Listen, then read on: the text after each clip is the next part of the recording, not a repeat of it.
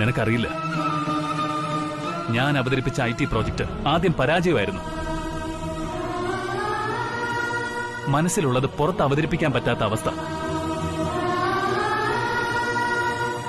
അവരുടെ ഔദാര്യം കൊണ്ട് മാത്രമാണ് അവരെനിക്ക് സമയം നീട്ടി തന്നത്. അപ്പോഴും എന്റെ മനസ്സിനെ ഒന്ന് നിയന്ത്രിച്ചു നിർത്താൻ ഞാൻ നിന്നെ ഫോൺ വിളിച്ചുകൊണ്ടേയിരുന്നു. അബദ്ധവശാലോ എന്തോ ഒരു പ്രാവശ്യം നീ ഒന്ന് ഫോൺ എടുത്തു.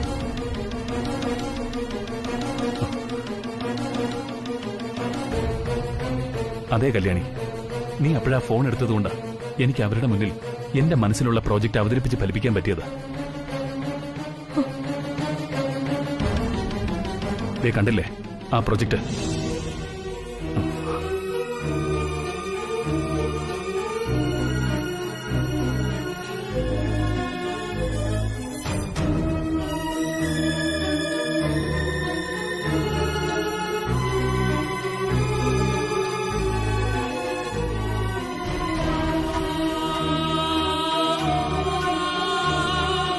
കല്യാണി, ഈ ഫയൽ ഞാൻ അമ്മയുടെ കയ്യിൽ പോലും കൊടുക്കാതിരുന്നത് ആദ്യമായിട്ട് നിന്റെ കയ്യിൽ തരണമെന്നുള്ളതുകൊണ്ടാ.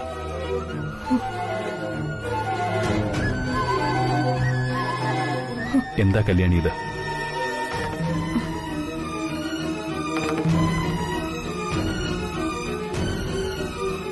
ഇനി ഇങ്ങനൊന്നും വേണ്ട വല്ലുകുഞ്ഞെ. ഞാനതൊക്കെ മറക്കാൻ ശ്രമിക്കുക. നമ്മൾ തമ്മില് ഒരിക്കലും ഒരുമിക്കില്ല, ഒരുമിക്കാൻ കഴിയില്ല. അത് വളരെ വൈകിയാണെങ്കിലും എനിക്ക് മനസ്സിലായി.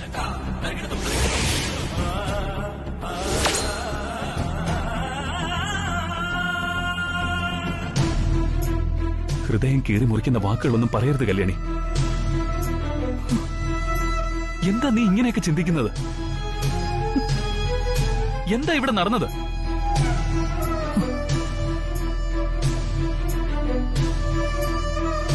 വല്ലുവിനെ ഞാൻ സ്നേഹിച്ചു പോയതിന്റെ പേരിൽ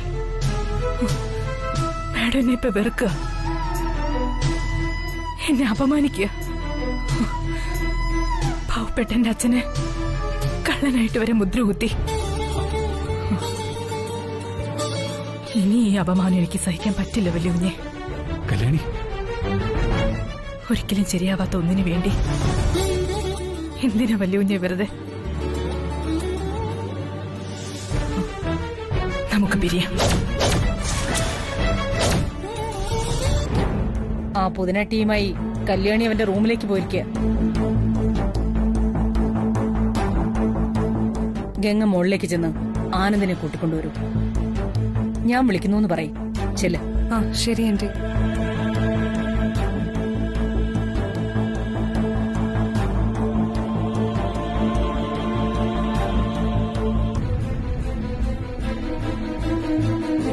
എനിക്ക് എന്നെ തന്നെ നിയന്ത്രിക്കാൻ കഴിഞ്ഞില്ല. അപ്പോഴാണ് ഞാൻ കല്യാണിയെ തല്ലിയത്. അവൾക്ക് എന്നോട് അങ്ങനെ പറയാൻ എങ്ങനെയാ തോന്നിയത്?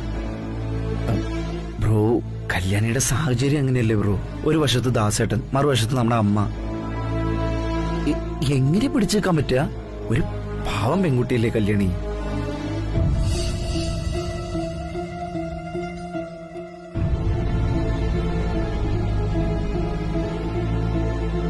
എന്തായാലും എന്റെ ബ്രോ സമാധാനമായിട്ടിരിക്കും. തല്ലിയനൊന്നും കല്യാണിക്ക് സങ്കടം ഉണ്ടാവില്ല. തല്ലിയില്ലായിരുന്നെങ്കിൽ ഒരു പക്ഷെ കല്യാണിക്ക് സങ്കടമായി പോയത്. എന്തായാലും എനിക്ക് അവളെ ഒന്ന് കാണണം. ബ്രോ, ഈ രാത്രിയിൽ അത് വേണ്ട. ദാസേട്ടൻ അവിടെ ഉണ്ടാവും. ദേഷ്യം കൊണ്ട് ഇനി ദാസേട്ടൻ എന്തെങ്കിലും പറഞ്ഞു പോയാൽ അതും കൂടി അനുഭവിക്കുന്ന കല്യാണിയായിരിക്കും. അതുകൊണ്ട് തൽക്കാലം ഇപ്പം അങ്ങോട്ട് പോകണ്ട. നമുക്ക് വീട്ടിലേക്ക് പോവാം. വാ വാ. ഇങ്ങനെ ഓരോന്നാലോചിച്ച് വിഷമിച്ചു നിന്നോളൂ. ഇനി വലിയ കുഞ്ഞിനോട് അങ്ങനെയൊന്നും പെരുമാറല്ലേ ചേച്ചി? പിന്നെ ഞാൻ എന്താ ചെയ്യണ്ടേ? എനിക്കിതേ ഒരു വഴിയുള്ളൂ. ഇനി എന്തൊക്കെയായാലും നിങ്ങൾ തമ്മിൽ ചേരണമെന്നുള്ളത് ദൈവത്തിന്റെ തീരുമാനം.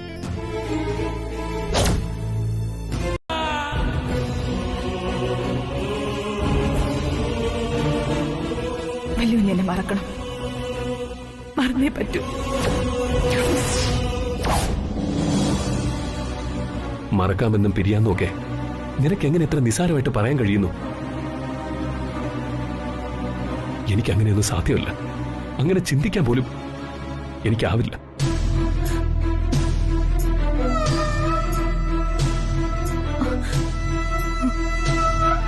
നിന്നെ എന്നെ ഒരുമിച്ച് ചേർത്തത് ദൈവമാ. നിന്നെ സ്നേഹിക്കാൻ എന്നെ പ്രേരിപ്പിച്ചത്, എന്റെ ഹൃദയത്തിലേക്ക് നിന്നെ കുടിയിരുത്തിയതും അതേ ദൈവം തന്നെയാ. ദൈവത്തെ സാക്ഷിയാക്കിയ ഞാൻ നിന്നെ എന്റെ ജീവിത സഖിയാക്കിയത്. ഇപ്പോ അതേപോലൊരു ദൈവത്തിന്റെ മുമ്പിൽ വെച്ച് നീ ഇങ്ങനെ പറയുന്നു, നമുക്ക് പിരിയാന്ന്. നിന്നെ എന്റേതും എന്നെ നിന്റേതുമാക്കിയ ദൈവത്തെ സാക്ഷി നിർത്തി ഇങ്ങനെയൊന്നും പറയരുത്. ദൈവം പോലും സഹിക്കില്ല. മറക്കാന്നൊക്കെ നിനക്ക് എളുപ്പത്തിൽ പറയാൻ കഴിയും. പക്ഷെ എനിക്കതിന് കഴിയില്ല. എനിക്ക് നിന്നെ മറക്കുന്നതിനേക്കാൾ എളുപ്പം ഞാൻ മരിക്കുന്നതാ.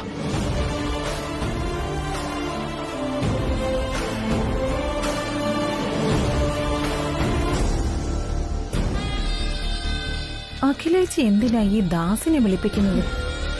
എന്താണ് കാര്യമൊന്നും ഒരു പിടിയും കിട്ടുന്നില്ലല്ലോ.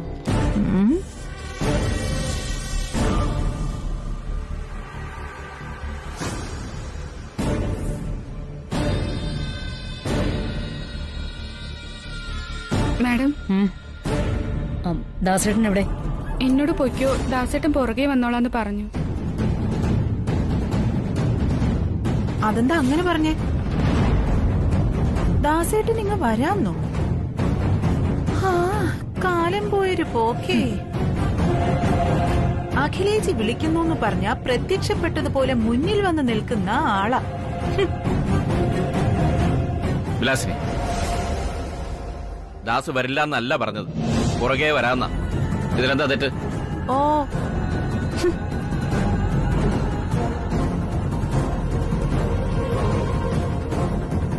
ആ, ദാസ് വന്നല്ലോ. മാഡം എന്നെ വിളിച്ചത് പറയാൻ ദാസേട്ടാ. ആ പരമ്പരാഗത മാലയുടെ പ്രശ്നത്തിൽ ദാസേട്ടന് വല്ലാത്ത മാനസിക വിഷമം ഉണ്ടായിട്ടുണ്ട്. അതെനിക്ക് നന്നായി അറിയാം.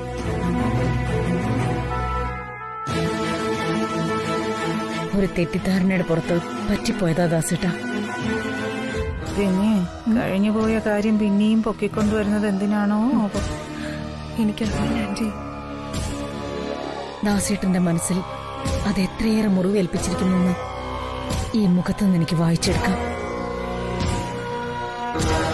അത് തൃച്ചംബരത്തുള്ളവരുടെ തന്നെ ചതിയായിരുന്നെന്ന് വൈകി അറിഞ്ഞത്.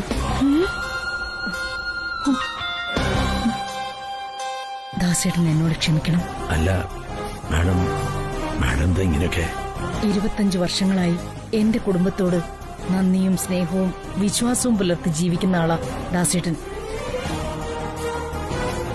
ആ ദാസേട്ടന് മാനസിക വിഷമം ഉണ്ടായതിൽ എനിക്ക് ദുഃഖമുണ്ട്. ഷോ, ഈ കുടുംബത്തിലുള്ള എല്ലാവർക്കും നന്മ മാത്രം വരണമെന്ന് ആഗ്രഹിക്കുന്ന ദാസേട്ടന് വേണ്ടി എനിക്കെന്തെങ്കിലും ചെയ്യണമെന്നുണ്ട്. എതിര് പറയരുത് ദാസേട്ടാ. ഞാൻ ദാസേട്ടന് ഒരു വീട് പണിതു തരാൻ പോവാ.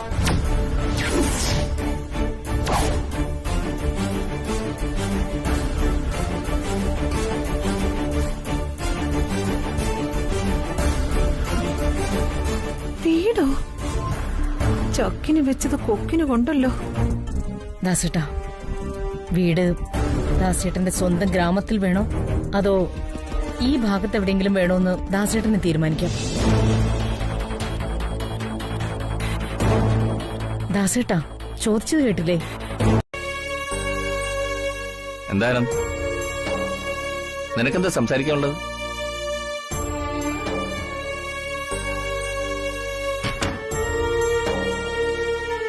എന്താ അച്ഛാ ഇവിടെ നടക്കുന്നത്?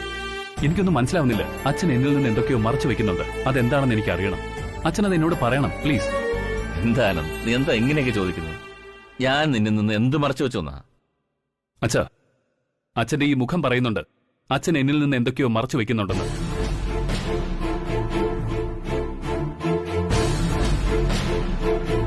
ദയവ് ചെയ്ത് അതെന്തായാലും അച്ഛൻ എന്നോട് തുറന്നു പറയും. എന്റെ മനസ്സറിയാവുന്ന അച്ഛൻ എന്തിനാ എന്നോട് ഇങ്ങനെ? മോനെ, നീ വിചാരിക്കുന്ന പോലെ അച്ഛൻ നിന്നിൽ നിന്നും ഒന്നും ഒളിച്ചു വെക്കുന്നില്ല. കല്യാണിയുടെ എന്റെയും കാര്യത്തിൽ അമ്മ ഞങ്ങൾക്ക് അനുകൂലമായൊരു തീരുമാനത്തിലേക്ക് എത്തുമെന്ന് അച്ഛൻ പറഞ്ഞു. എന്നിട്ടിപ്പോഴോ? സത്യം എനിക്കറിയണം. അന്ന് പിറന്നാൾ ദിവസം അച്ഛൻ അമ്മയോട് എന്റെയും കല്യാണിയുടെയും കാര്യം പറഞ്ഞപ്പോ അമ്മ എന്തു മറുപടിയാ പറഞ്ഞത്? എന്താ അവിടെ സംഭവിച്ചത്? മോനെ, നീ വിചാരിക്കുന്ന പോലെ ഒന്നുമില്ല. നീ വെറുതെ അല്ലച്ച. അതിനുശേഷം ഇവിടെ എന്താ സംഭവിച്ചത്? കല്യാണിക്ക് സമ്മാനമായി കൊടുത്ത പരമ്പരാഗത മാല അമ്മ തിരികെ വാങ്ങിയില്ലേ? ബോധപൂർവം ദാസേട്ടന്റെയും കല്യാണിയുടെയും മേൽ മോഷണക്കുറ്റം ചുമത്താൻ നോക്കിയില്ലേ? എന്നിട്ടിപ്പോ ആ കുറ്റബോധം തീർക്കാൻ ദാസേട്ടന് വീട് വെച്ചു കൊടുക്കാൻ പോകുന്നു. എന്താ അച്ഛാ, എന്താ ഇവിടെ നടക്കുന്നത്? ഞാൻ പറഞ്ഞതിലോ ചോദിച്ചതിലോ എന്തെങ്കിലും തെറ്റുണ്ടോ? ഉണ്ടെങ്കിൽ അച്ഛൻ തിരുത്തിത്താ. അപ്പോ എനിക്ക് മനസ്സിലാവും. അപ്പോഴേ മനസ്സിലാവൂ.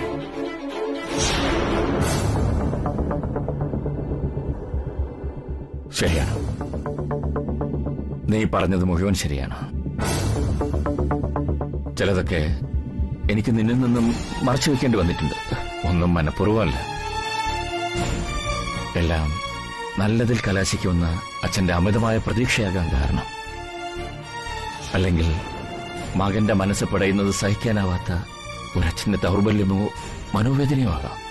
അച്ഛാ, ഇനിയൊന്നും മറച്ചു വെക്കുന്നില്ല. ഞാൻ പറയാം. വലിയതിനെ കണ്ട ഞാൻ പോകുന്ന കാര്യം പറഞ്ഞു പോയാലോ?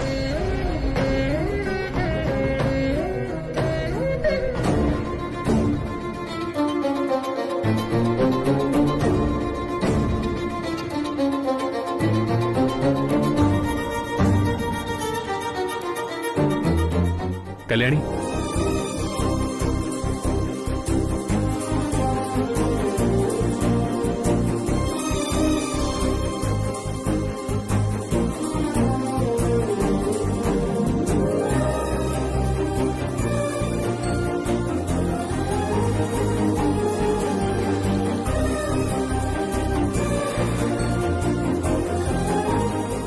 എന്നെ കാത്തു നിന്നിട്ട് പോവാണോ നീ? ഏയ് അതല്ല, പെട്ടെന്ന് വീട്ടിലെ ഗ്യാസ് ഓഫ് ചെയ്തെന്നൊരു സംശയം. ഓ, അതാണോ? എങ്കിൽ പിന്നെ പോയി ഓഫ് ചെയ്തിട്ട് വാ കല്യാണി. ആ വേണ്ട, ഞാനത് ഓഫ് ചെയ്തിട്ട് തന്നെ വന്നത്. ഇപ്പൊ ഓർക്കുന്നുണ്ട്.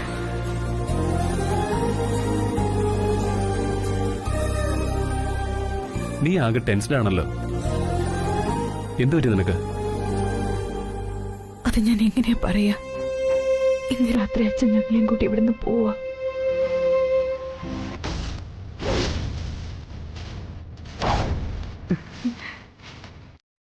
ചേച്ചി, ഇത് പൂക്കളെല്ലാം കൃത്യം വിഗ്രഹത്തിന് ചുറ്റും വീണു.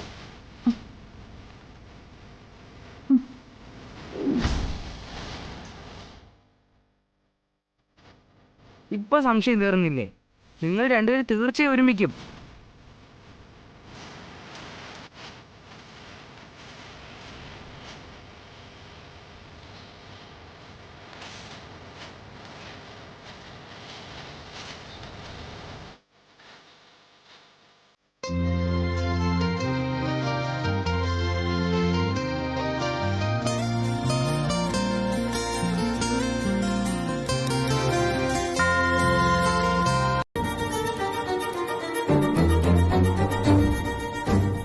ഇവിടെ എന്താ ശിവരാമേട്ടൻ?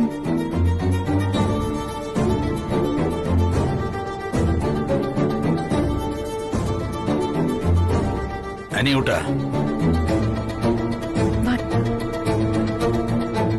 വന്നേ.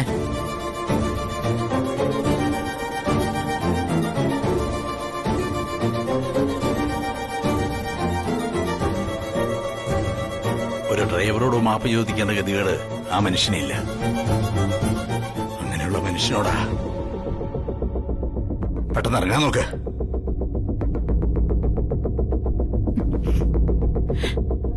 പരിപാടി?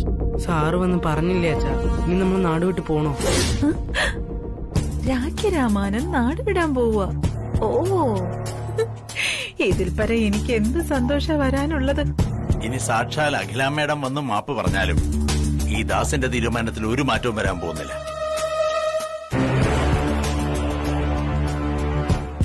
നാട്ടിലേക്ക് തിരികെ പോകാൻ തീരുമാനിച്ചത് തന്നെ.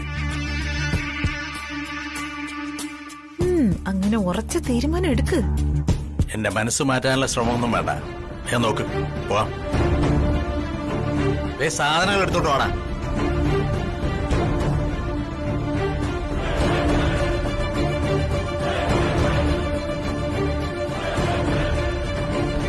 അയ്യോ, അഖിലയുടെ വിശ്വസ്തൻ അങ്ങനെ നാട് വിട്ടു പോകുന്നു. ശിവരാമേട്ടൻ വന്ന് സമാധാനിപ്പിച്ചതുപോലെ ഇനി ആനന്ദെങ്ങാനും ദിവ്യജ്ഞാനം വന്ന് ഇവര് നാട് വിട്ടു പോകുന്നത് അറിഞ്ഞു വന്നാലോ? അയ്യോ, അത് പാടില്ല. അതിനുള്ള അവസരം ഉണ്ടാകാൻ പാടില്ല. ഹാളിൽ തന്നെ പോയി ഇരിക്കാം.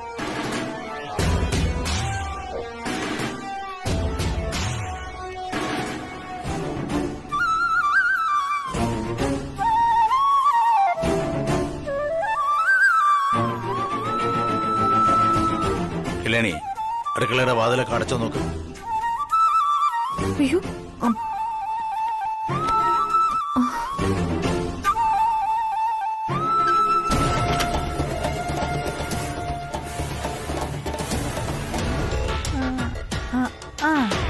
പറഞ്ഞോ? ഓഹോ, എന്നാ ശരി ശരി, ഞാൻ പിന്നെ വിളിക്കാവേ. ശരി ശരി, ആയിക്കോട്ടെ.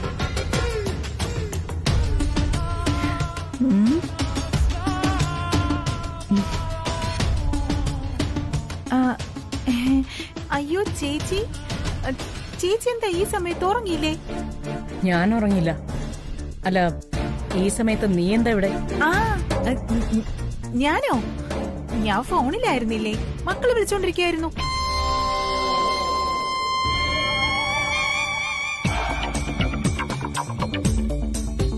ഓൺലൈൻ ക്ലാസ് കാരണം അവരിപ്പോ ഈ നേരത്തൊക്കെയാ വിളിക്കുന്നത്.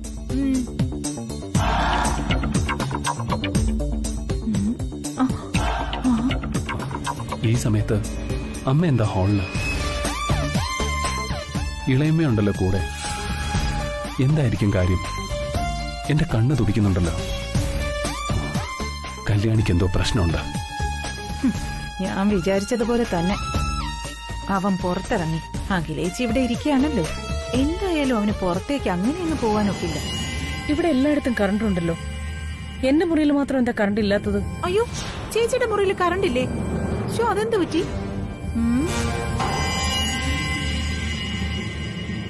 എന്തെങ്കിലും ചെറിയ തകരാറുണ്ടാവും. പക്ഷെ പാതിരാത്രിയായില്ലേ, ഇപ്പൊ എങ്ങനെയാ ഇലക്ട്രീഷ്യനെ വിളിക്കുക? ഞാൻ രാവിലെ തന്നെ ഇലക്ട്രീഷ്യനെ വിളിച്ച് ശരിയാക്കിപ്പിക്കാം. ആനന്ദ്, ഈ നേരത്ത് നീ ഇതെവിടെ പോന്നു? അത് ഉറക്കം വന്നില്ലമ്മേ. അല്പനേരം പുറത്തുപോയി കാറ്റ് കൊള്ളാന്ന് കരുതി. വേണ്ട, ഈ നേരത്ത് പുറത്തൊന്നും പോയിരിക്കണ്ട. പുറത്ത് നല്ല മഞ്ഞുണ്ട്. അയ്യോ, മഞ്ഞ് മാത്രോ? ചാമയേറി വിതറിയതുപോലെയാ കൊതുക്. അയ്യോ, അതിന്റെ കടി കൊണ്ടാലേ വല്ല ഡെങ്കിപ്പനിയും വരും. പോണ്ടെന്ന് പറ ചേച്ചി. ഇവള് പറഞ്ഞത് ശരിയാ മോനെ. ഇപ്പോഴും വിലാസിനിയുടെ ആവനാഴിയിൽ അമ്പൊഴിഞ്ഞിട്ടൊന്നുമില്ല. അടുക്കളക്കാരിയെ പുറത്താക്കിയത് പകൽ വെളിച്ചത്തിലൊന്നുമല്ല, ഈ പാതിരാത്രിക്ക. അവര് തൃച്ചമ്പലത്തിന്റെ പടി ഇറങ്ങുന്നതും കണ്ണിമ ചിമ്മാതെ ഈ വിലാസിനി കാവല് നിന്നതുകൊണ്ടാ കല്യാണി എന്ന ഒഴിയാബാധ തൃച്ചമ്പലത്ത് നിന്ന് അകന്നത്.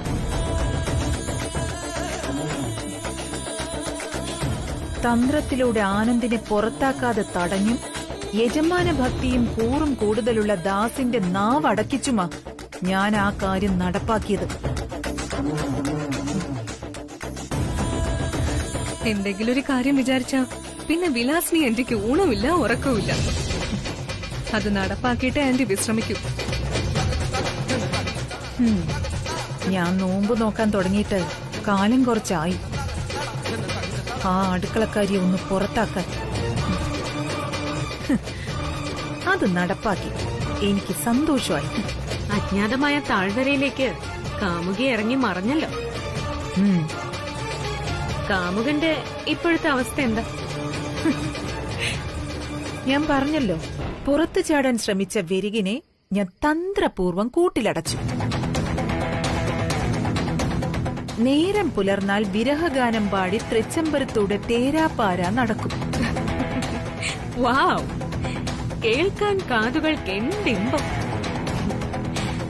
ആന്റി, അടവുകൾ അറിഞ്ഞ് ആയുധം വീശുന്നവനല്ല, അവസരമറിഞ്ഞ് ആയുധം വീശുന്നവനാണ് വിജയം.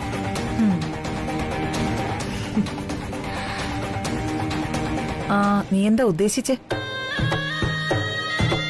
ഈ അവസരം മുതലാക്കി മുടങ്ങിപ്പോയ ആ ചടങ്ങ് നടത്തണം. ഗംഗയെ തൃച്ചംബരത്തെ അംഗമാക്കുന്ന ആ ചടങ്ങ് നടത്തിയേ പറ്റൂ. അത് ഞാൻ ഏറ്റു പ്രിയങ്ക. എന്റെ അടുത്ത ദൗത്യം അതാ. അതിനുള്ള കളമൊരുക്കലായിരിക്കും നാളെ മുതൽ തൃച്ചംബരത്ത്. ഗുഡ്.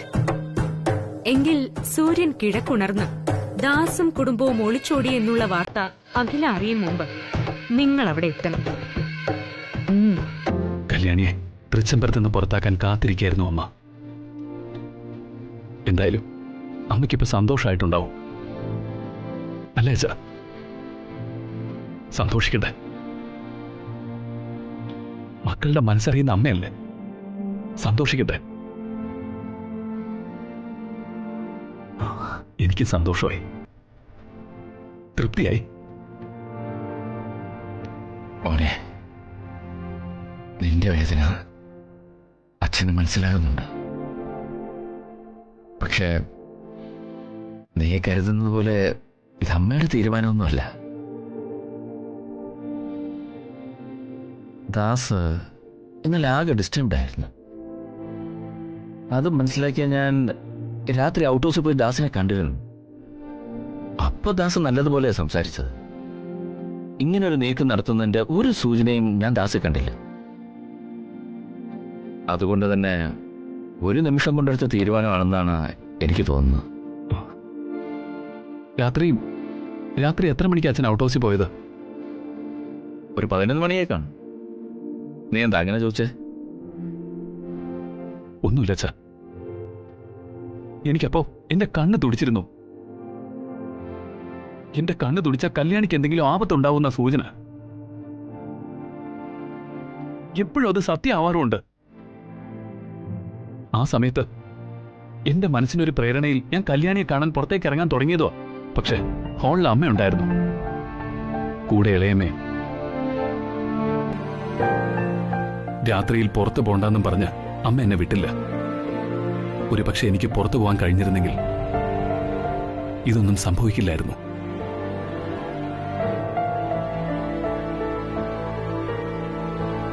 ദാസിന്റെ മാനസികാവസ്ഥ മനസ്സിലാക്കുന്നതിൽ നമുക്ക് രണ്ടുപേർക്കും ഒരുപോലെ തെറ്റുപറ്റി. ദാസ് മക്കളെയും കൂട്ടി എങ്ങോട്ടായിരിക്കും പോയിട്ടുണ്ടാവുക? തറവാട്ടിലേക്കോ അതോ